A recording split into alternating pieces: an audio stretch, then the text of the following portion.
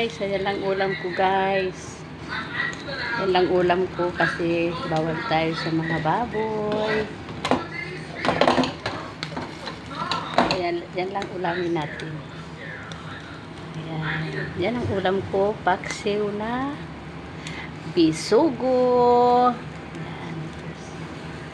Kasi bawal tayo ng palaging karne. Diba? Paksiw lang muna tayo. Ayan.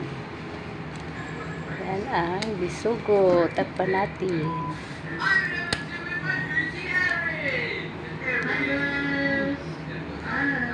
Sarap yan mamaya. Ayan. Yan ang ulam ko. Paksiw na bisugo. Ulam natin. Yan ang ulam natin. Paksiw na bisugo. Paksiw na bisugo. Ayan. Ayan, nakulo na. Nakulo na. Ang paksiw ko na bisugo. Yummy, yummy. Ayan, paksiw.